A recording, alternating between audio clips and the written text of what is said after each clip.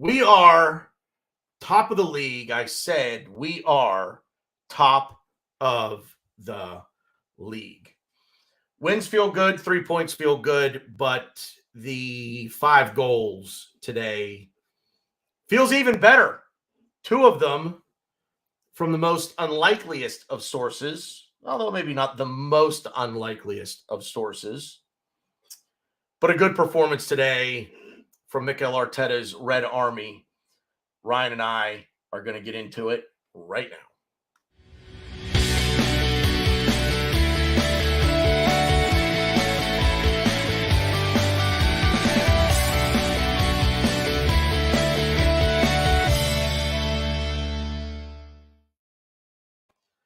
What's up, everybody? How's it? Everybody watching live, everybody watching on the replay. Good day today to be a Gooner, I would say. I just want to throw something out there real quick that if I had a dime for everyone who was better than me at doing this, I would have 0 dimes. Sorry, it was in my head. I had to do that. Yeah, what's up, buddy?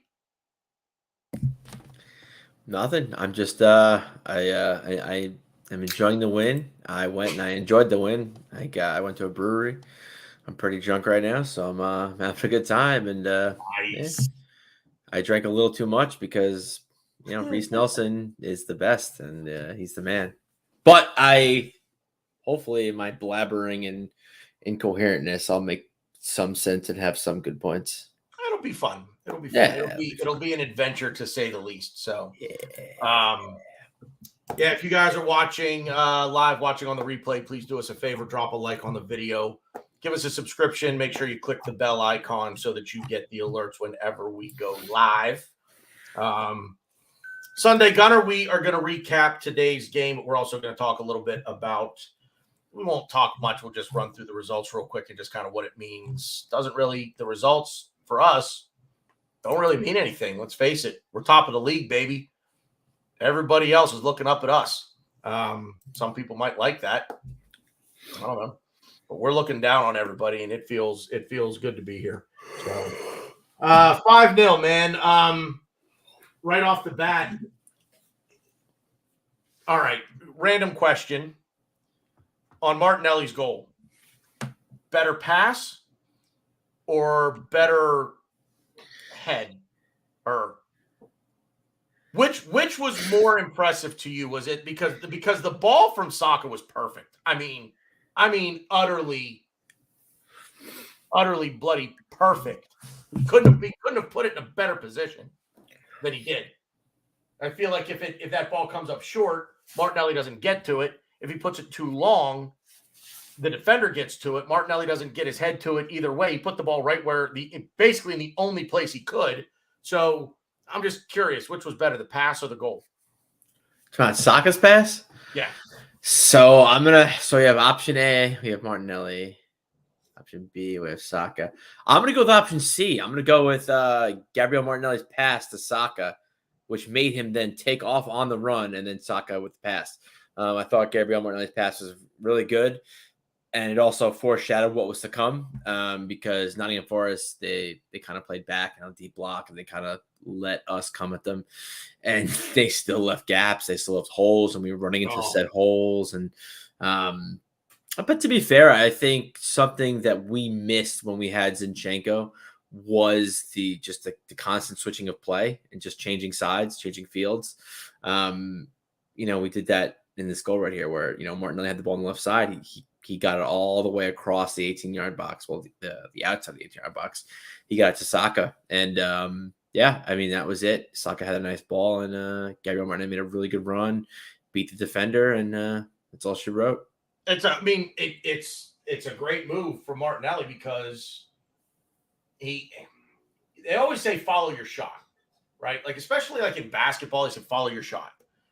And but it was almost Martinelli like following his pass, but not, obviously not following the pass, literally all the way to Bukayo Saka. But that's a great point, man. If he could have gotten a secondary assist on his own goal, if that were a thing, he would have. and it would have been impressive. I pretty much, just jerked Bukayo Saka off there with the pass, so I don't really think I need to do that anymore. But beyond that, first half was after that. It's like, okay, here we go again, right? In the first half, it's like, here we go again. Dominate possession, get to within 20 yards, get in the 18-yard box, and everything just peters out. I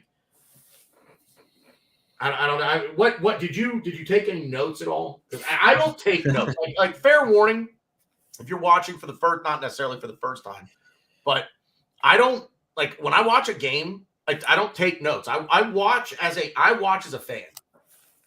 Maybe if I'm going to do this and be serious about doing, maybe I should be taking notes. When I'm watching the game live, I can't. I don't know. I just can't do it. I'm too emotionally invested in the match to take the notes. So did you take any or no? Because you usually do, which I think is great. That's fantastic. I do. I try to. I'm like you. I'm very into the game, and I forget to take notes. So my notes aren't great. This game, I'll read you all my notes because not a lot. So my first question was, I didn't really like us starting Tomiyasu at left back again. I didn't think that was the right idea. I was very curious about that, which maybe we'll get to later. But I said that, and then I said, what a pass and run by Martinelli. I said Saka is deceptively strong. Everyone says he's a kid. He's our star boy. He's great. He is. It's insane how strong he is. Getting the ball with the ball, it's wild. And then my last two notes are, come on, Reece, because Reece is coming in for Saka. Yeah. And I'm going to be watching Reece like a hawk, and then that's it. those are my notes. So at halftime, I tried feeding the dogs at halftime, and not for nothing, sidebar on a personal, my oldest dog, she is now very picky with what she eats. Like, she won't eat if it's kibble for a meal, she won't eat it. It's an old dog pickiness thing because she eats treats, she eats human food. Like, anyway, but in watching the game as I could and trying to deal with the dog, I was going to tweet out that this was Reece Nelson's time to try to make a case for himself. And I did not get the tweet sent. I had it typed up. Something along the lines of use your speed, use your pace, use your quickness, because that's what he has. That's what Reece Nelson has, that probably more than anybody else in the team. He might be one of, if not the fastest guy on the team. Martinelli's pretty quick. He's pretty fast. I don't know who would win a foot race, but I'd say it'd be close between the two of them. And I just thought, man, oh man, if he could create something, if he could just create something with that speed of his, who knows? And what happened? 2 goals and an assist. And if he's not the man of the match, and I'm not even saying just because of the goals and the helper that he had, but I mean, here's a dude, he came on cold. All right. Like, it was, okay, physio in the earpiece, got to get somebody up. Bukayo's coming off. Reece, you're up, and take off the warm-up thing, and into the game he goes. And right into straight into the second half, bang, bang, 2 goals, 3 minutes apart. Fucking loved it. It's the fact that he's a homegrown product, number one. And I'm always, I'm kind of, it's not that he's an underdog, but I just wanted it to be him. Is that weird that of everybody that I wanted to see, score and contribute, I wanted it to be him. Not even Jesus, who needs the goal right now. He needs something good. He needs to see that ball go in the net off his foot and count. But I wanted it to be Reece so fucking bad, man. Anyway, go. No, I agree. My one takeaway from the game, if you want to be negative here, and Yeah, I my wife came into the game late. Saka was on the pitch, and I said, "Oh, Saka got hurt." She's like, "No, it's not good." And she knew we were playing Chelsea next week, and she's like, are they gonna be okay?" And I was like, "Yeah, I don't know. I'm not a doctor. I don't claim to be a doctor, but assessing Saka's injury just by watching, it just seemed like a knock that you just like he probably could have kept playing on it, but it just would have been bothering him, and he wouldn't be at 100%. And why risk it? It's Nottingham Forest. There's no need to. So you bring Yeah. on. So you know, I would like to think Saka's going to start against Chelsea. I think he'll be fine.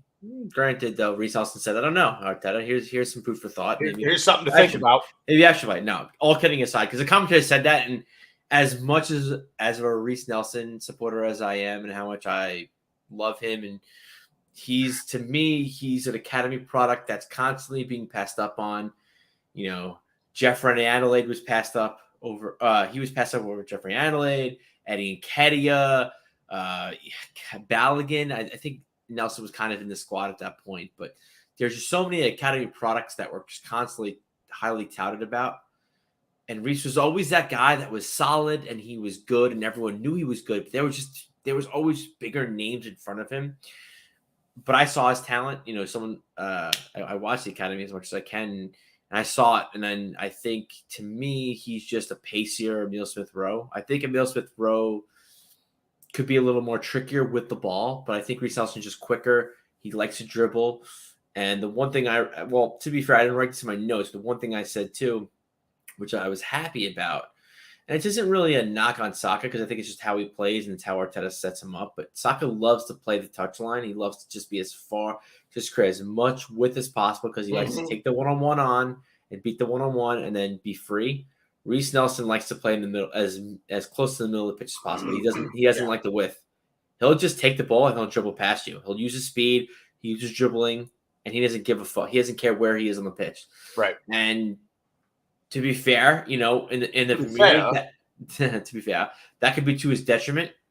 And he's lost the ball numerous times doing that because he just trusts his touch, he trusts his pace. But sometimes, in the Premier League, you have a big, strong fucking defender who just muscle him off the ball, and it's like, okay, like that was useless. Why'd you do that? And that's why I think Saka plays the way he plays. But I was excited because I think it's something different. It kind of allows Ben White to overlap. It allows us to show different things at the opponent. When you kind of go back to the Southampton game, I mean, yes, this is not us as Southampton, but when Southampton had the 4-4-2, we were demolishing them. We were tearing them up. They were fucked. Hasenhüttl saw that. He immediately changed it, and we were like, wait a minute, what'd they do? They changed the puzzle. They changed the equation. How do we figure this out? What do we do? And it kind of stumped us a little bit. I think it's kind of obviously we didn't do it on purpose. We didn't make Saka get injured and have him come off. But when we brought Nelson on instead of Saka, I think we kind of gave him another puzzle to solve, and they were kind of like, oh well, what do we do here? Because for this game they brought on a natural left back because their normal left back is Nico Williams, who's I think a great player. I think he's on my fantasy team. I think he's a young player that could. Really on loan or did they buy him? I don't remember. I'm curious. See, I want to say they bought him, but I think they did. But anyways, he can play multiple positions, but they've been playing kind of as a left back. He's played left wing back. He's played left winger. He's kind of done it all. But for this game, they brought on. I couldn't tell you his name, but he's the guy they brought on was a natural left back. So Nico Williams was on the bench. So I was like, okay, because they're worried about Saka. They want the defender in there. They want to kind of stop Saka in his traps and kind of provide like a detour, like, hey, use the left side of the pitch because you ain't coming down the right. So I think kind of having Nelson come on, I think it was a new puzzle for them to solve, and it allowed us to explore more options and do different things. And I even if Saka stayed on and Nelson never came on, I think we were going to batter them anyway. But it's just good to see players that don't really ever make the starting 11 come onto the pitch and still make a my drunk brain just turned on. Make an impact and still like kind of show who they are as a player and like play their game, but yet still play Arteta ball and still do what they got to do, because I think that's something that kind of gets lost with us. Because, if you go back to PSV on Thursday, we had a lot of players that are fighting for spots and aren't in our starting 11, and they didn't play well. And I really think the best recipe, because I do think I want to say every player on the Arsenal roster that's had Premier League minutes, even to an extent Europa League minutes, minus like Anitha and Yarwi, they know how to play Arteta ball. They know what to do, and I think they're capable of doing it. But the problem is they can't do it at the top level because they just don't get minutes. Their minutes are very chopped up. Right. Eddie Nketiah's different story. He's played every Europa League game. But I just think these players need minutes, and I keep referencing this, and I will reference this because it's just a great example. Eddie Nketiah last season just said, hey, I just need minutes.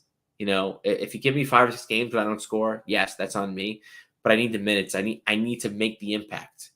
And right. What happened? Yeah. Arteta played him for 5 or 6 games. We benched Lacazette. We played him, and he scored like 5 goals in 6 games or something like that. He did something. And I think we have players on our bench that could do that. I think Sal's going to do that. I think Marquinhos is still kind of raw, but I think he could put a performance in here and there. I think Vieira can do that. I think Sambi, probably, he's a really interesting case. Yeah. I like him more as an 8 right now, but I think he could put a performance in and help us win. But yeah, I just think he needs to rely on, not really necessarily rely on, but I think he needs to kind of like plug and play and like play different players, because I think that's been my, I don't want to say criticism, but that's just been my assessment of Arteta since he's gotten here, is he will always rely on certain players to get him through. When we're not going to win the league with just 11 players. Right. We need more players than that. Well, I mean, and the announcers talked about that during the broadcast too. The I don't know who the analyst was. I don't know who either of the broadcasters were, to be honest with you. But the analyst had said that he was asked if he thought that Arsenal were legitimate title contenders. And he said that he did, but we needed reinforcements in January. And I think to a degree, I think Marquinhos probably is going to benefit from a loan. Maybe a high-end team in the Championship. I don't know that I would want to see him go to a Premier League club right now. It's just me. If he's going to stay in England, maybe he goes abroad, but I think maybe he should go on loan in January. Lokonga is the anomaly in this, because we don't know what his best position is. We don't know that there's a team out there that would take him on loan to get him the minutes, that are going to play him and ask him to, provide the responsibility that Arteta wants him to provide, whatever that responsibility is. I see him as like a hybrid 6'8", but I don't know that he understands what it is that Arteta is asking of him yet. I don't think he fully gets it. And I don't know, and I don't think I do either. So it's not a knock on him, but I think he needs more minutes, and I don't know where they're going to come. We have a League Cup match against Brighton is that Wednesday? No, that's next Wednesday. Yeah, it's next Wednesday. But yeah, we need other players in this squad that Arteta is that he's going to feel comfortable enough to rely on. Reece definitely gave him something to think about not in terms of who starts, him or Saka, but now all of a sudden Reece Nelson goes, now Reece Nelson maybe gets elevated into that Emile Smith-Rowe category of, okay, well, here's the front three that are pretty much going to start every game. Front four, if you want to include Odegaard in there.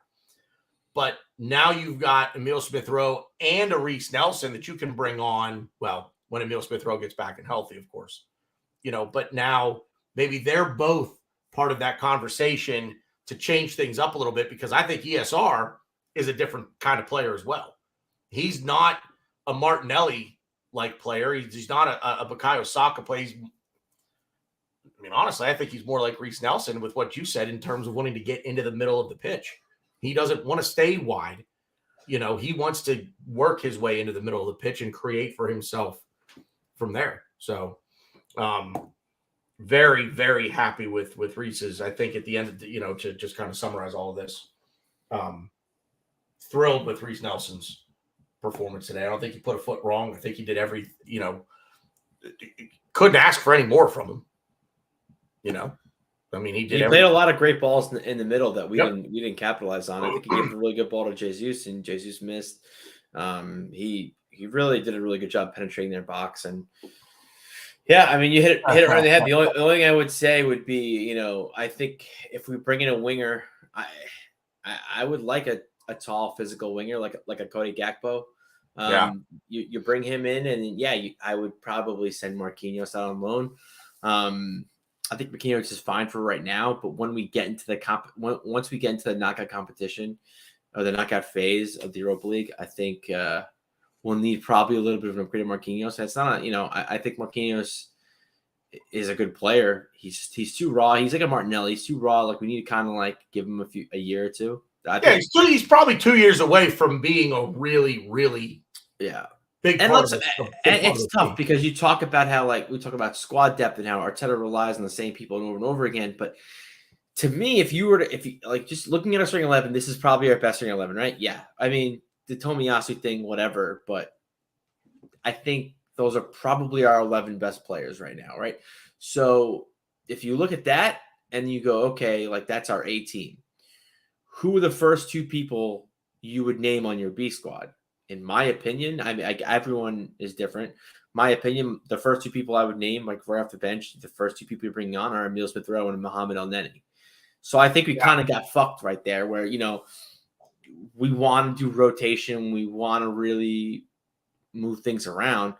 If you have Mohamed Elneny, Emil Smith-Rowe, Eddie Nketiah, Fabio Vieira, granted, we lost one game in the Europa League, so I'm not going to say it's going to be crazy different, but that's a completely different team, and I think, obviously things happen, but you play Elneny and Emil Smith-Rowe against PSV away. I think it's a different game, and I think it gives you different.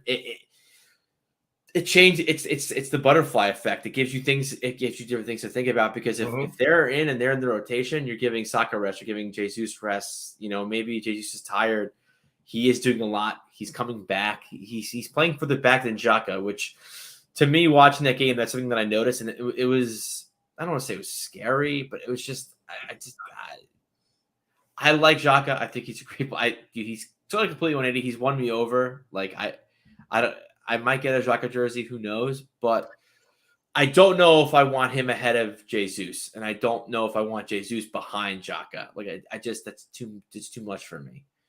Xhaka's making runs into the box where you have Jesus kind of playing next to Partey, and I'm like, at one point Jesus was playing right back for us, and he was defending, and I'm just like, all right, I need him to get a goal. I want him to score. He hasn't scored in now 7 competitions, so it's 7, so it's tough. I think I hear a lot of people with the Jesus thing, he's coming too deep, blah blah blah. I think when he does that, because he's not doing it the whole game. He really is kind of everywhere. He was right back at one point today, covering, which I like to see that. I like to see that a guy that our number 9, who is supposed to be at the very top, trying to get the ball in the net, but we don't have the ball. He's tracking back and he's willing to cover defensively. I love seeing that. I don't want to see it often, because he does it too much. As a striker, he does that way too much for me. But that's just what's that? As a striker, he does it way too much for me. I would agree with that. I think it's more the what do I have to do for the team? What is the best thing I can do right now? That's the only point, or that's the only like perspective that I'm coming at that from. But I think when he drops deep, like what you're saying, I think it's just Gabriel Jesus is a guy that's going to create his own goal. In watching him over the years, he creates a lot for himself. And when he drops, and I will say that he is easily the most technically gifted player we have on this team. The ball is at his foot. He can dribble in a phone booth. I think when he drops deep like that, it's not just to try to link play, but it also could be a bit of try to create for himself from a deeper lying position and create some momentum, almost give him a little bit more momentum, a little bit more space to create some momentum. Does that make sense? Like if he gets the ball in the 18-yard box, he's like I said, he's got to dribble in the phone booth. But if he gets it in the midfield, maybe he can make one or two guys miss, and he has a greater space to work within which to work and can create there from himself. That being said, I don't see him then once he gets the ball that deep trying to do exactly what I just said. He's trying to then distribute, and is it look, because he's also a distributor, he's also a creator, he's also a facilitator. Gabriel Jesus is in attack, he's a bit of a Swiss Army knife. He can do just about anything. He can pick out a pass. He obviously can score goals. So he can create, he can dribble. It's all of it. He can beat guys 1v1. So I don't hate it. It's kind of like you said, giving the opposition something else to think about, like, oh, wait a minute, why is he all the way back there? What's he going to do? Could it be him dropping deeper to pull a defender out of position that can create space for a Martinelli or for a Saka or for an Odegaard or for a Granit Xhaka? So as long as I don't see it all the time, I don't hate it that much. Few times a game here and there, if we're having a little bit of a problem breaking down a team in the low block and he can't find those little pockets of space to get into and then create on his own, sure, drop deep, try something new. Why not? Right? I mean, the definition of insanity is doing the same thing over and over and expecting different results. So maybe we now know that Gabriel Jesus cannot be accused of being insane. I think it's just, to me, I see it, and unless I'm missing something, I see it maybe 2 or 3 times a game now, because we weren't seeing this at the beginning of the year. A couple of times a game, few times a game here, there. I'm okay with it. But I want to see something come of it. Like, if we're going to do this a couple of times a game, it needs to bear fruit. We've got to create, even if it's a chance, but it's got to be a good chance on goal. But we got to create something, because otherwise, I don't need him dropping that deep all the time, like you just said. So, sitting here trying to think what else was in your notes that you took, if there was anything that anything else we could use. You had the Gabriel pass to Saka that created the first goal. I mean, I just think a lot of our goal. I mean, I would say almost all of our goals that we scored today were training pitch goals. Goals you just practice while you're training, and the Partey goal. Reece. I would say both of Reece Nelson's goals. I mean, you could tell that the team works hard in training, and like I said, and I think that's an indicator of our goals. I think all of our goals are just like right off the training pitch. Like, you just almost they have the plays right themselves. So it was really good to see. I mean, it was just one of those games where, and it kind of said this about Southampton, which I was saying, Southampton either come to play or they just roll over and let you just put one on them. Southampton obviously didn't roll over. I mean, we didn't play well, but they came to play. Whereas Nottingham was just just please, just don't, just like like Please don't embarrass us, and then we you're embarrass them. yeah, you just please don't let it sting too much. I don't want it to hurt too much. That was, what's funny about And that? it was crazy because Nottingham Forest been playing very well lately. Dean Henderson has 3 clean sheets this season. He's on loan from Man U. I think he's a very good goalie. Honestly, I wouldn't be I could see him playing over De Gea now. But he's at Nottingham Forest. I think he's playing well, and I think they have a structure. But they just rolled over and they took it. And I think and yes, they're not a good team, but I really thought we played well. I think tactically we were good. We gave him something different to look at with Reiss Nelson coming on. And I just think Martinelli is just really good. What he's going to do every time, but he just keeps doing it, and it's just good to see. I just want to see Gabriel Jesus get on the score sheet. I don't want to say I was upset about Odegaard's goal, but when Odegaard scored, I was kind of oh my god, no, I want Jesus to score. I don't care. I don't care about you. Yeah, we're already up 4-0. Just give the ball to Jesus, and I almost wanted to say, and shout out to Magic Mike. I think he tweeted this or Elliot from our Vision tweeted this, but just they kept Jesus on until Arteta was like, Jesus, you're gonna stay on that pitch until you score that goal. Yeah, and I do feel like it's same with kind of Eddie when we put Eddie on. I feel like the players are kind of just passing it, and just kind of playing lackadaisical and just wasting time. Until Jesus and Eddie got open, they were like, okay, well, they have to get goals. They need a confidence boost. So yeah, we're gonna play now. So yeah, I was a little upset. Neither one made the score sheet, because that's gonna be big because we're not gonna be putting these performances together every week. We're gonna need Jesus, and I think we're gonna definitely need Jesus against Chelsea in a week's time.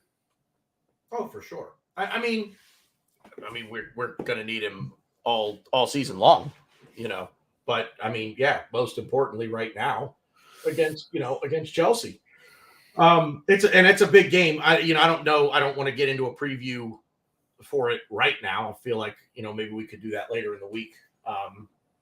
But yeah, if there's a negative from today, I'm going to throw out 2 negatives, and it's not that I want to be. I'm not trying to be negative. I'm nitpicking. This was a great performance today, all the way. Yeah, it was. I loved it. I was loving every minute. My wife was working on the couch. She was working from home, and she was on the phone with her editor, and I think she was on the phone with him when Reiss Nelson scored a second goal, and she had to put him on hold and shut me up because I was just so excited. And I'm never gonna put a player over the squad. It's gonna sound like I am, but I was more happy for Reiss Nelson scoring those goals than Arsenal. I wasn't happy. Yeah, I get it. I wasn't happy that we were up 2-0. I wasn't happy that we were up 3-0. I was like, oh my god, Reiss Nelson's making an impact. Reiss Nelson is doing what I think he should do and what I want him to do. 100%. And that's the other thing with.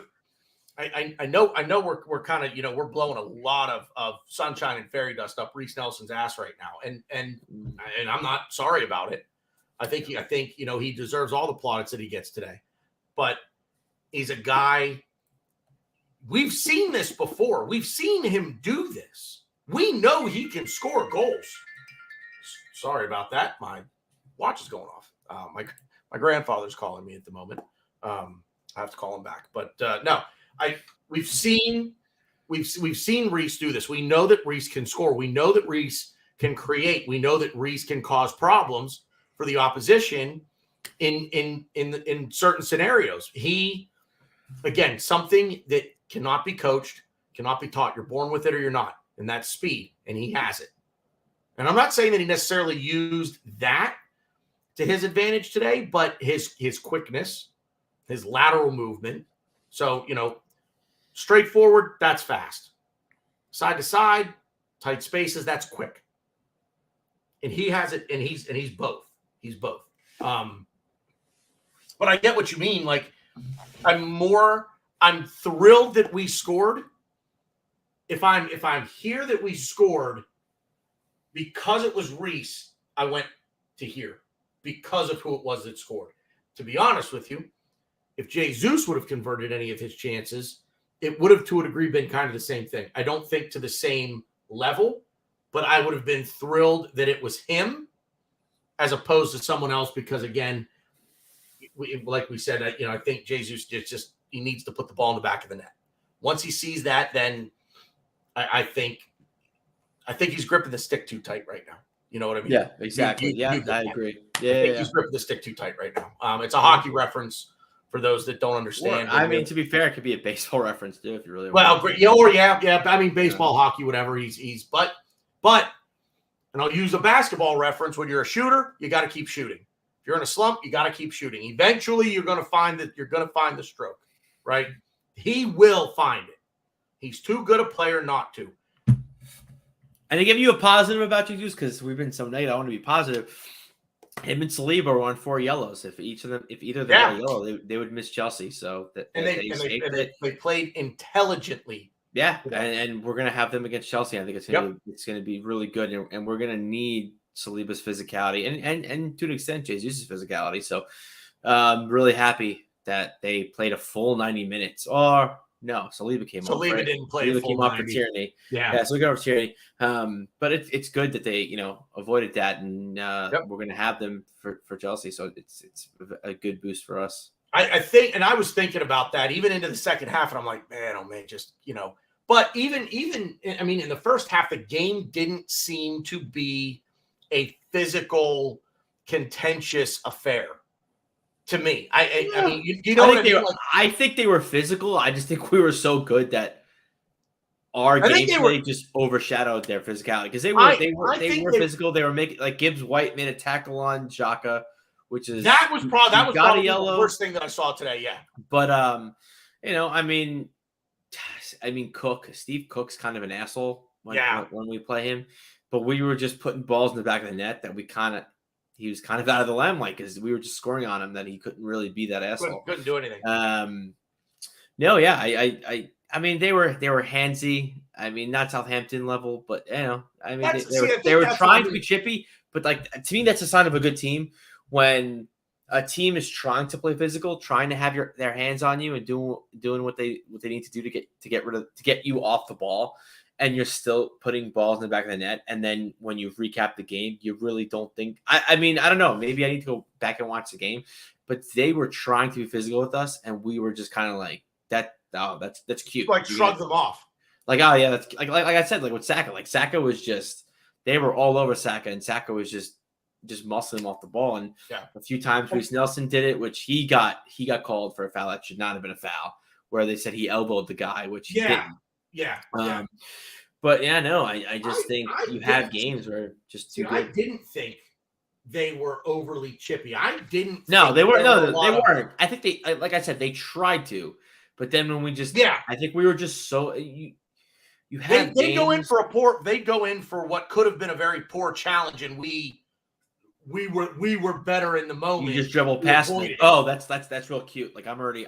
Yeah, exactly. Box Well, let's all point and laugh at what you just. Yeah, exactly. I think that because the yellow card was going to come for one of them if we could take Southampton from last week and Forest from this week and just flip flop them, and if this Forest game today were last week in Southampton, last week were today, we're fucked. Because Saliba and I think Saliba and Jesus would both have gotten sent off because the ref was just letting Southampton take the runs at anyone that they wanted to, and whether you call it a tactical foul or not, but they were getting away with it. They weren't even the ref wasn't even giving a free kick. But today, I think. Yeah, maybe they tried to outmuscle us, tried to be physical. We were in the 1v1 situations, we're the better man, we're the stronger man, period. We fought through the challenges, and I don't think that there were any real chippy moments where the yellow card could have been produced. First, I don't think we got a card at all today. It's funny you said that, and I was actually going to check. I don't think we did either. I don't think anybody got booked. No. Looking at it right now, nobody did. No, only Gibbs White. Only Gibbs for the challenge on Xhaka did. Yeah, that was it. But yeah, it's it's a coup for us to avoid that fifth yellow for those guys, because this is a big one coming up on Sunday. Like I said, I don't want to look too far ahead yet. I maintain that the most important game of the season is always the next one, and the next one, quite frankly, is Thursday against Zurich. So, but I'm not overly worried about that. Go get a lead, put this thing to bed in the first half, and put it on cruise control in the second. That's about as far as a preview of that thing, of that match that I'm going to go. So, what else is on your mind? Anything else on your mind from the game today? I mean, not really. I mean, Cedric came on. I was kind of you knew we were playing well when Cedric comes on. And I know he needs minutes. I know he needs fitness, but yeah, I mean, it just. No, you know what? It's a good point. I liked it because when he came on, I'm like, oh, okay, good. Like let's start getting his legs under him too. I mean, look, if you're gonna be here, then you need to be able to perform your job, do your job, and Cedric has a job to do. So yeah, get him on, try to get his sea legs under him, so to speak, and get him try to get him into the rhythm of playing and getting up to match shape and everything else. And excuse me. Yeah. So I thought I liked it. I like seeing him come on just for that reason, because like I said, if you're going to be here, we're going to need you. So get out there and get yourself up to max speed, so that when you really are needed, you're ready to go. Was he needed today? No. I think that's our biggest issue, and I think that's something that we talked about and we will talk about is just, we talked about earlier, was just our depth and our lack of, and how Arteta trusts the same people over and over again, which is kind of his MO. And to kind of couple that up, our issue the last few games is we'll start strong. We'll score a goal real early, and we just don't put the game to bed. Right. We need to play games where, sure, rely on your starting 11, play that same 11 every week, week in, week out. But we need to go up 2 goals. We need to go up even 3 goals, and then you need to bring on the depth, because these guys, the Reece Nelsons, the Eddie Nketiahs, Vieira, for right now, Marquinhos, they need minutes and they need to adapt. Lokonga, Mm-hmm. We need to get these guys minutes. We need to get them assimilated with the team, because you could train as much as you want with the first team, but that don't mean shit. The training sessions are completely different than the actual games. Right. You can't simulate game speed in training. Yeah. So I really want to see more of these. For lack of a better, these depth players. They need more minutes. They need more Premier League minutes. Yeah. And again, I think this would be so much. Yeah. Obviously, trying to play armchair quarterback here, but I think if we had Elneny and Smith Rowe available, and yes, I know no squad is ever 100% healthy all season. I get that. Right. But, right. When you have someone like a Smith Rowe and Elneny, someone I think who can start in the Premier League, but they don't, Smith Rowe, I think there's an argument for him, but he hasn't been when he was healthy. Have them, if they need to, if Partey's hurt, Elneny almost got us top 4. Smith Rowe was almost our leading goal scorer coming off the bench, or he was our leading scorer coming off the bench, but he had 10 goals last season. So you move a couple chess pieces around, and this is a different squad. And I just think we need to kind of, not saying trust our depth, but we need to play our depth and just have them get assimilated with the first team, because I think that's an issue of kind of just playing our starting 11 for 90 minutes, and we're not going to win games 1-0. Especially with the way we play with our high line. We're inviting pressure. We're inviting a team to counterattack us. Yep. And it was showed against Leeds and Southampton. We got tired. We're playing a lot. This is I think the most fixtures we've played in a month since the 80s. Or it was some weird. Yeah, this was our 9th match in October. Yeah. So it's, we need to get these players assimilated. And if they're not up to snuff, then either loan them out or sell them, because we're in a title chase, and we're going to be in a title chase this season, whether people like it or not. So, And I'm not saying we're going to be signing a lot of people in January. I don't think we will, but it's going to be interesting to see what we do in the transfer window come January. And that is a show that's a show for no, there's an entire show there, to be honest with you. But yeah, I think they're gonna need to be reinforcements in January. At least another midfielder I think should come in. I don't think we need a lot, but I would like to bring in another midfielder, and I'd probably like to bring in. Well, I mean, ESR coming back is going to feel like a new signing. It's going to be that. It's going to be that. I don't care. Same with Elneny. Fuck the haters. Same with Elneny. Elneny's going to come back when I saw him. I don't think he got a shirt today. I don't think he was in the squad. No, he wasn't. It's funny. Shout out to Mike Hers. He tweeted at me like, "Dude, you must be so happy. Reese Nelson scoring a brace assist." And I was like, honestly, what would make this day, if anything would make this day better, would be Elneny coming on off the bench.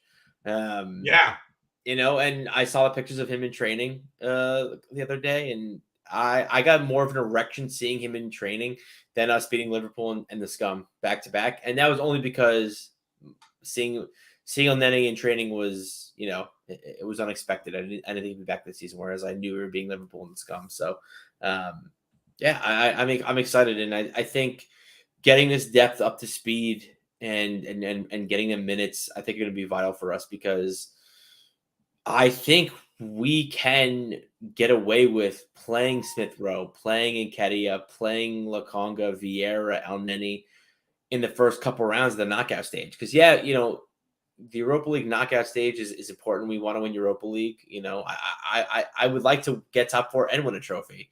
People always say, like, would you rather have top four or would you rather have a trophy? I want fucking both. I said at the beginning of the year, just real quick, if I can interrupt you real quick. Yeah, I said at the beginning of the year that I think that's the expectation. Honest to God, I think the expectation is top four and a trophy. So I don't think that's an unrealistic expectation at this point. I think we're good enough. We should win a trophy, and we should finish top four. We have 4 trophies that we could potentially win. We should win one of them. Just real quick, we're going to keep talking, but yeah. Yeah, he's the fucking man. What do we call him? Didn't we at some point last season? I think we referred to him as the closer. I don't know. When we're winning a game and maybe it's a goal or a 2-goal lead that we have, we're bringing on, Arteta's kind of standing there looking over at the 4th official, and he just kind of, going like this, calling in the closer, Mo Elneny, and he comes in and he just shuts it down. So, James Johnstone, thanks for jumping in here. Love Double it. J, yeah. But we're gonna get top 1 in a trophy. Now let's go. I like it. Daniel Shaw, top 4. For me, top 4 is definite. Look, like I say, the expectation for me, and I said it at the beginning of the year, and I stand by it. Top 4 and a trophy. We're at a point where we're now solidified. This is where we needed to solidify our top 4 standing. Where I will say I do not think right now, gun to my head kind of stuff, I don't think we'll win the league. I think we will still slip up somewhere. City will overtake us, and that'll be the end of it. All right. Well, anyways, I'm gonna mute you really quick. But hang on. Let me finish my thought just real quick. But we are. Right now, 5 points clear of the shitbags with a game in hand. We are 7 points clear of. I'm going to give you one more prediction, and I do fancy this a bit of a league-wide recap show. We don't talk much about the other stuff, but we're 7 points clear of Newcastle in 4th. They're going to finish top 4, I think. I think they're going to do something in January that's going to solidify their position. Look, I don't think United are, I think they're getting better and I think they're figuring it out, but I still don't think they're good enough. I don't think Chelsea are good enough. I think they're going to come back to earth a little bit. And Liverpool, I don't know what is Klopp done at Liverpool, which again we'll get to. But my point being, I think right now you look at things, we're solidifying our position in the top four. So James with a bold statement about Jacques in the Royal Rumble. That would be interesting. Wow. I would love to see that. Now, but wait, James, is it going to be like the triumphant return of the superstar that's been gone for 10 months, or is it going to be the introduction of a free agent that nobody saw coming when he enters the Royal Rumble, when he gets announced as the 30th entrant into the Royal Rumble? Anyway, sorry. Now I'll give you. So you had your little thing. I'm going to give you a stat really quick, which is I love stats. I thought it was very interesting. Only one team has failed to win the title after gaining 31 points after the first 12 games, and that is, funny enough, that is the 1995-1996 Newcastle team. They came. I said that today. Yeah. So every team that's done what we just did today has won the league. Now, am I celebrating that we won the league? Am I putting the trophy in my house? No, but I really think that we're in a strong position here, and we are. Don't take what I said is no, I know, but I think that people forget is being in this strong position. I think that gives us multiple avenues. It gives us multiple routes. It gives us multiple options for potential signings in January. And I know January is, everyone goes, oh yeah, January is not all it's cranked up to be. I think we'll probably send a few players out on loan, but I do genuinely believe that if we need something, being the position we're in, we can just go get it. And I wouldn't be worried about it. And, we're already linked with people for January, but I know being in the power position, it's better for us rather than us, begging teams to give us their players because we need to make top four. It's like, well, no, you want to come here? We're in first place. Like, come on, you want to win a trophy? Let's fucking do this. So I'm excited. Let me ask you one question on that along those lines real quick. Last January, and I like the mentality. Last January, we needed reinforcements, but we couldn't find our deal. And the fact is that any deal you make, there's going to be a long-term effect to it, right? So you go out, you're looking for a player, you're going to bring him in on a 4 or 5 year deal. Well, if it's not the right player at the right price, you're screwing yourself. And how long have we talked about the dead wood in this team that we went out, we brought in a player that was we made a signing for the sake of making a signing. We had a conversation. It was when we were doing a previous program on Tuesday nights. And I had asked the question, and I stand by my mentality on this. I asked the question, do you make a signing in a transfer window for the sake of making a signing? My answer is no. If I look at my squad at the beginning, if I look at my squad in the summer going into a season and I say, I'm happy with what I have enough depth. I can survive. I can survive and weather a significant injury anywhere on the field. Now, granted, yes, maybe the replacement, maybe my second choice striker is not world class like my first choice striker might be. But you're not going to have world class. You're not going to have a 25-man squad of all world class players. Madrid doesn't. Barcelona doesn't. City doesn't. Paris doesn't. Bayern doesn't. You have to have the role players like we talk about with Mo Elneny. So my point being, last January, did I want a new signing? Yes. Did I see the writing on the wall that we're one injury away from really struggling to see this thing out? Yes, and it happened. But I'm not making a signing for the sake of making a signing. I want it to be the right deal, because if I make a signing for the sake of making the signing and it's not the player that I wanted, or it's not the deal that I wanted, I'm stuck with it for at least the next 4 years, or or I'm not going to get the return on my investment because the player's not going to do the good, and I can't sell him on to at least try to recoup the money that I originally outlaid to buy him. So to your point about bringing in players in January, 100%. We're going to be, the nice thing is we have 3, because of the World Cup break, obviously, 3 league games remaining before the January window opens. We're at Chelsea, we're at Wolves, and we get West Ham at home on Boxing Day. And then the calendar flips over to 2023. The January window opens, and business will damn sure pick up, in the words of good old JR, for James, if he's still in the chat. But I don't like the idea of making a signing just for the sake of we actually have Brighton. I don't want to be stuck with it in 2 years if they don't fit the bill. That's just me. We have Brighton New Year's Eve. So oh really? So we have 4. Oh shit! I thought that was. Unless it got moved. We have Brighton. Got moved. Okay. On my.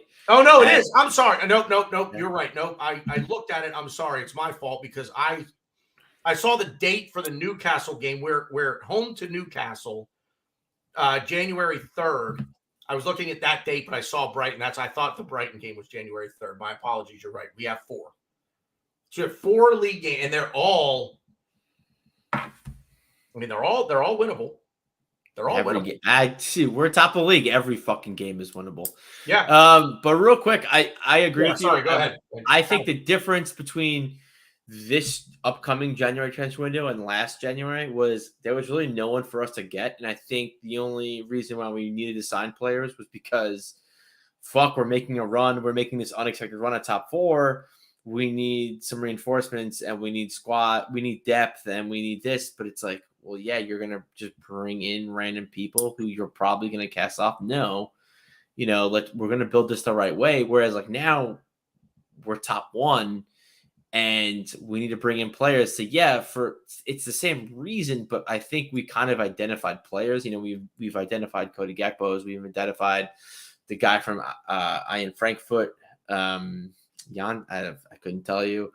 The guy from Shakhtar Donetsk, the guy that looks like a miniature Haaland. No, yeah, Mudryk. Is it Mudryk? Is that yeah. I love him. I would love to see him play for us. Love to sign him. So we have identified the kind of player we want, and we have a few of them. So it's just a matter of making that signing. And I think someone like, we at the last minute we're desperately trying to sign Douglas Luiz. Are we going to try to do that? I don't know, because El Nene's back, but that's definitely a position that we're going to look at, I'm sure, especially because I'm actually really happy that we didn't sign Douglas Luiz. It's one of those. Oh no, me too. But like in the moment, I feel like in the moment, I'm like, okay, I hope this deal gets done. But then when it doesn't and it can't, when the window closed and it wasn't, I was like, you know what? I think we dodged a bullet there. I'm kind of glad we didn't sign. I shouldn't say dodged a bullet. He's a good player. Does he? I think he would have made us better from that window closing to January. He would have made us a better team. But I mean, I don't think when that window closed, I don't think we thought we would be 10-1-1. Right. So hands up if you thought we'd be in this position on October 30th. But I think also too, again, and I said this earlier, is like with bringing people in, it's going to see where we loan people out. Everyone's talking about, Lokonga needs a loan. People even said Reece Nelson. I don't think Reece Nelson needs a loan, but Lokonga, maybe Marquinhos. A lot of these, fringe players we're gonna see what happens, because we're in a weird position to where we're the youngest team in the league, or I guess second to Southampton. I don't know. We keep flip-flopping with Southampton, but we're the youngest team in the league, but we're the top team of the league. So it's like, do you keep going with this young thing and like, okay, focus rebuild. It's like, well, yeah, like we want to be good for a long time, but like we're winning now. Like, let's just win the league now. Like, it's there for the taking. Like, let's take it, Yeah. So it's going to be very interesting to see what we do in January. It's going to be very interesting to see what AD's approach is. But yeah, I would like a mix. I kind of want to keep this rebuild going, but if I think we're I think able to sign someone that can help us win now, then I think the profile Yeah, of player sure. that we're going to look at in January is going to fit the profile of player that, for the most part, that we've been looking at. I think I think the January window. This is just me. Give me your opinion on how you would do it. But if I were in charge, I'd be looking in the summer at the players that I'm talking like right now. So 2 years ago, I would have this would be a different statement. But where we are right now in the summer, I'm looking for young players. I'm looking for players like a Marquinhos, like a Fabio Vieira, players like that are going to come in. Maybe they need a loan. Maybe if we keep them, they're going to play if we're in Champions League, it's a different story. They play early round Carabao Cup games, depending on the opponent in the FA Cup. Maybe they play an early FA Cup round match for us, but they're players that still need to develop. They're still a little raw, like we said, of Marquinhos. In January is where I look to strengthen the best 11. Can I improve? Well, not even my best 11. Can I improve my best 18? Can I improve my match day squad? Can I go get a player that's going to get a shirt from me every match and potentially start? I'd say best 16 based on 11 starters, 5 subs, but I'll say 18 because that's the match day squad. That's the size. But you just, making a sub within a game, you never know how the game is going to play out initially. So, maybe you were going to make, I don't know that we expected to see Reece Nelson today, but because of injury, he had to come on. So, but my point is January, I'll put it this way. Summer is where I'm building the roster as a whole. January is where I'm strengthening that's where I'm trying to strengthen my match day squad in the here and the now. Summer, I'm looking at players that, again, they still need to develop a little bit. Maybe they go out on loan, like I said before, but I don't know. What would you do if I were to say to you, if you're building a team and you're looking at us right now, like I said, in come January, I'm looking for a player. I'm looking for a plug and play almost. You know what I mean? I'm looking for a guy like, I think a Mudryk could step right in. I think a Cody Gakpo could step right in. I don't see a lot of the Sergei Milinkovic. I love him, man. I think he would be fucking phenomenal. If we got him, I'm driving to Connecticut. We're going on a 3-day bender. Seriously. Like, we're going to start at the brewery where you started today, and it's just not going to end for 3 days. I mean, we're going to look like Bradley Cooper in The Hangover. Just like we fucked up. That's what that would look like to me. Anyway, I don't know. What's your thought on it? Would you? I agree. Is my mentality? Do you agree with my mentality? Would you do things a little different? No, I agree. The only issue, I think, it's kind of almost in a way flipped. I think it's very hard to sign people in January. Players, especially players like I just described. Exactly, it's very hard to sign in January, and that's kind of what everyone's saying. And I agree. It's tough to make that signing to improve your squad because in January teams are kind of like they know they'll add a little here, a little there, but it's usually for like the Evertons, the Southamptons, even the Nottingham Forest, players in the bottom half of the Premier League trying to, bolster their squad just to kind of get out of the relegation zone, or even squads in the middle half that are, or I guess the middle half, that are just trying to, maybe sneak into Europa League conference or make a play for it even. But yeah, and Daniel Shaw brought up a good point. We have the kind of luxury of watching the World Cup, and Arteta will be in Dubai, hopefully watching the games, maybe doing a little bit of scouting, and maybe we'll find a signing or two there. But you got to be cautious. James Rodriguez was the player of the World Cup, and look what happened to him. So you got to be cautious. You kind of just sift through the weeds. It's kind of like a needle in a haystack to an extent. But it's another competition that we could use to an advantage. But in another way, we can use it to our advantages. Knock on wood. God forbid, someone gets hurt. We could use it to an advantage of, okay, this player's hurt. We got to figure that out. Because we do have quite a few players that are going to be at the World Cup, So it'll be very interesting to see how we use the World Cup to our advantage, because this is like a once in a lifetime situation where you have the World Cup in the middle of a season. In the middle of the season, yeah, it's a very strange one this year. So, but I mean, it's not. I mean, Raid is Alba was signed for Barcelona in January. Bruno Fernandes was signed. Blah blah blah. Yeah, it can be done. I mean, look, everybody has a price. It's funny the three examples you use. So Abba was signed because we didn't want him; he was a problem in our dressing room. Right. Bruno was signed in January because I think Newcastle just offered him we signed Alba from Dortmund in January. Exactly. Yeah. Yes, we did. Because he was a problem in Dortmund. He was a problem in Dortmund. They wanted him gone. And then January when we sent him to Barcelona. He didn't even train because he just wanted out. Bruno was signed by Newcastle because they paid him a shitload of money. And he was like, well, I do want to go to Premier League. I kind of want to go to Arsenal, but whatever. Newcastle's paying me money and I want to be there. He's saying Bruno Fernandes from at United. Oh.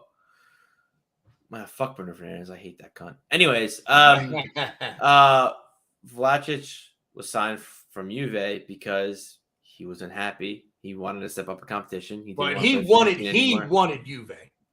Well, no, I know, but I'm saying is he left. He's a big player. He left in January because he wanted to step up. Right. He wasn't happy with his surroundings. Right. I think the only players you're getting in January, you're going to get players that just aren't happy, want to step up in competition. And I'm not saying we can't sign a marquee player. We definitely can, but I just think it's more difficult to unseat a player in January. Again, the players like the ilk of what I was saying, yeah, those players are going to be more difficult to sign in January. Those are the deals that typically get done more in the summer. But that being said, there's a valuation on a player, like Milinkovic-Savic at Napoli. Look, they're top of the table in Serie A right now, and they're in Champions League. So is he leaving Napoli to come play Europa League for us? Is that is he going to step down from Champions League to come play Europa League for us? I don't even know where Napoli are in the standings in their group. Yeah, they're in first place. That's right. They're top of their group. Yeah. So Napoli are a good team. They're the great team. But Mudryk, I don't know where they are in their stand. But either way, that's going to be a step up for him to come here. Cody Gakpo, it's not a parallel move. The competition in the Premier League is better, so I think Cody Gakpo is probably the most realistic if we're just talking player desire. I think Cody Gakpo would be the most realistic player to join us in January. But we can do a show. We can do a whole show on transfers, obviously. So, yeah, good stuff, man. We're over an hour at this point. I think it's a good place to kind of wrap up. We'll just run through. I kind of ran through some of the results already, and what it means for us. Obviously we're top. We're 2 points clear. But the nice thing is the gap that we have between 3 and 4. So again, it's just solidifying. It's solidifying our position in the top 4, which ultimately the expectations I get, they change as the season wears on, because you look at the team that you have and things happen. So, but my expectation still is top 4 in trophy. I'm not. if we falter somewhere and we fall short of winning the league, it's not all going to be hellfire and brimstone. So top 4, win a trophy, but City beat Leicester 1 on a goal. Did you see the De Bruyne goal?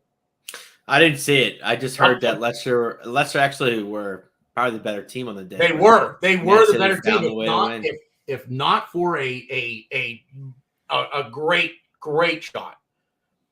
It's, you know what? It's almost, to me, it was similar to Partey's goal, but it came from a free kick. And I think Partey's goal is better because the ball's in play. It's not coming from a free kick. So I feel like Partey's goal is better. But it's still a hell of a shot. I mean, it's a hell of a shot from De Bruyne. But that was the only thing that separated them. Bournemouth couldn't hang on, unfortunately, against the shitbags down on the South Coast. They win that game 3-2. Brentford Wolves, nobody cares. It's a 1-1. It's actually kind of surprising because Wolves I don't think are good. And I don't. It was funny. I didn't watch the game, but I didn't watch any. I didn't watch any of this. I'm just running through scores. I didn't watch any of the games. One of my friends messaged me. I have a group. I have a text group with a bunch of friends that love the Premier League. And my one friend, Man City fan, texted me. I mean, I guess it doesn't matter what fan he is, but he texted me like, "Welcome to the Premier League, Diego Costa. Goodbye, Diego Costa." And I was like, he must have got sent off, didn't he? I checked. He got sent off, and to be fair to Diego Costa, it took him 6 games to get into trouble in the Premier League, which honestly he was long overdue. But what's also weird, and I had to look this up because I didn't believe it. It's the first time he's gotten a red card in the Premier League. Yeah, which is insane because I think it's the first time he's gotten a straight red card. Yeah, straight red. Yeah, but it's like insane because he's like the dirtiest player of all dirty players. So it's like you're like, wait, what? And you're like, oh yeah, like that's an actual fact. So interesting to see that. So that was definitely funny to watch him just like headbutt a player during play. Right. Diego Costa. Yeah, I think if you're a Brentford fan, you're probably disappointed in that result. I think you got to feel like you're better than Wolves are. But anyway. Brighton, shocker of the weekend, huh? 4-1. Potter's you thought Potter going back to his old stomping ground would be, or against his old team. Maybe that was the motivation that Brighton needed. They pasted them. Yeah, I watched. I watched like a 17-minute long highlight video of that game because when I saw it, I was like, wow, they beat them 4-1 and Potter's return. Wow. Yeah. And so I went and I watched like the condensed replay of that game. I mean, from in the 17 minutes that I watched, Brighton were all over them. Yeah. So Mikel Arteta, I know you're watching this. I need you to go watch that game and do what Brighton did because they were all over Chelsea, all over them. Palace beat Southampton 1-0. Happy for Patrick Vieira. I have a soft spot in my heart for Crystal Palace. I don't know why. I just always have. It's not. Yeah, I mean, it's probably because you're crushing on Rebecca Lowe, but yeah, no, I've always.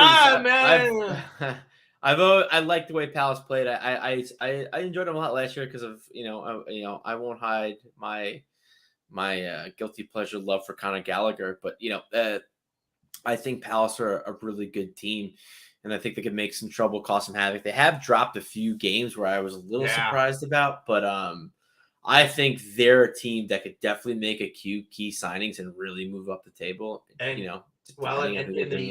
the love affair with me and Crystal Palace, I mean, it just when they brought in Patrick Vieira, that just solidified it for me. I dare say they might be my second favorite. If I have to say that I had a second favorite team, they would be it. Newcastle, again, I said earlier, Newcastle thump Villa 4-0. It's because they didn't have Emery. That's why they didn't have Unai, so they weren't ready. Newcastle are good, man, and you talk about that team that could make a key signing in January. Newcastle are going to be that team that are going to make a key. That they're going to cause problems for a lot of teams. Yeah. I said earlier in the week about their reverse fixture with City. I'm pretty excited to watch that. And I'm nervous for when we play them. because Eddie Howe has those guys. And who'd have thought? Who'd have thought that Eddie Howe at Bournemouth, can't really do much with them, but boy, now all of a sudden give him some good players, and Eddie Howe looks like a genius. The boring game of the weekend, a little bit of a shocking result here, but Fulham and Everton 0-0 draw. Everton, man, how they are not good. They're Wolves, man. It's like, how did you guys get so bad? Like, I know you're not, you're not top 6 material, but like, just where did the wheels come off for those two clubs? But anyway, I think if you're Fulham, I think you're disappointed in that result. I think you got to think. I mean, Fulham top 10 right now, top half the table. That's a game at home. You got to win that. And then which is a bigger shock? I think actually I said that the shocker of the weekend was Brighton beating Chelsea 4-1. I think the Leeds going to Anfield and beating Liverpool 2-1 yesterday is probably the stunner of the weekend. Brighton at least did it at home. Leeds went on the road to the hardest barn, the hardest ground in the league to play in, and got an 89th minute winner in that thing. So, and then today on not 80. I think it was 90. I think it was 90-minute winner. Whatever. Well, I mean, end of the game, end of the game stuff. It was a nice goal too. Yeah. And they're playing for Jesse Marsh. Yeah. Marsh. Jesse Marsh. They're playing for him. They're not beating us. I think is they by rights. They should have beaten us a couple of weeks ago, but a couple of bounces go their way. They're going to climb up the table again, and I think those players are playing for Jesse Marsh. I think they like him. Only other game outside of ours for the weekend was United and West Ham. United get a 1-0 win there. Fuck them. Although Marcus Rashford scoring his 100th goal for United, I guess if you're a United fan, that's kind of a cool thing. So, but Rashford, I don't, and nobody watching is a United fan. But so those are the results. Like I said, I kind of ran through points and everything with the table earlier. Wolves and Forest, Leicester still in the drop zone. But other than Forest, it's kind of funny because when you go Crystal Palace in 10th on 16 points, 4-4-4, won 4, drew 4, lost 4. They're 7 points ahead of Forest. What's that? No, they keep going. Man. No, I just looking at the point differential here. I mean, Forest really on 9 last place, but they're 3. Call it they're 3 matches away from being top half of the table. So it's very, very congested table. But I don't kind of surprised with some of this stuff, but Fulham in 7th, I'd mentioned them. They didn't move anywhere. Brighton jump up to 8th. Liverpool. Yeah, Vieira's number 4. I'm like so drunk I couldn't even fucking think of Vieira's number off the top of my head. He's number 4. Yeah, 4-4-4. There you go. But yeah, Palace in 10th, Brentford 11th, and points. We're looking at Forest on 9, Wolves with 10, Leicester 11. You've got 3 teams: Leeds, Villa, and Southampton all with 12. Bournemouth with 13, West Ham and Everton with 14, Brentford 15, Crystal Palace and Liverpool both on 16. Liverpool 4-4-4. And their goal differential is coming back to earth now too, because they were up at who'd they beat? They beat Bournemouth 9-0. So their goal difference was astronomical. It's coming back to earth now, but but at the top of the table. First time since I've been doing the YouTube thing, first time since you've been doing the YouTube thing, that we can look at this and say, saying that we're top of the table without kind of tongue in cheek. Hey, we won our first game. We're top of the table. We're top of the league, baby. And I think anybody that questions whether we're legit or not, we're legit. We're going to be there. We're going to be in the conversation. I'm going to say it's a 2-club race. I don't think anybody behind us is going to catch up to us in City at this point. We just keep doing what we do, and we're going to be in good shape. Beat the teams we're supposed to beat. And at this point, that's everyone. Beat everyone. Go to the Bridge, get a result. Go to the Molyneux, get a result. All 3 points, baby. And then go into the World Cup, top of the league, and boy, things are looking good. So anyway, ride the wave, Daniel Shaw, ride the wave. Exactly. And you know what, too, man? Enjoy it. Just enjoy it. Things happen. Are we going to win the league? I don't know. I don't have a crystal ball, but I obviously want to, but ride the wave. Enjoy it. Enjoy the journey. Enjoy the journey. Don't just be so focused on the destination. Enjoy the journey. That's my last thought. What do you got? No, I mean, perfectly said. I mean, it's just survive an event, take it game by game. The Chelsea game, which I'm sure we'll get to on another show, but we'll preview. It's going to be very interesting, and I like where we're at. I really want to see our depth kind of intertwine more, and I think Arteta needs to trust us. But we're in a tough situation. We're trying to qualify for Europa League knockout stage. We're trying to stay atop the league. And to me, I think a big first step is being top of the league come January transfer window, when we're going to I would like to think we're going to make at least one signing. I'm not saying it's going to be a crazy window for us, but I do see us making at least one signing. Yeah, I think so. Yeah, I think given the position, I will absolutely do that. So, but yeah. All right, that's it. That's all we've got for you tonight. Thanks for watching the Sunday Gunner.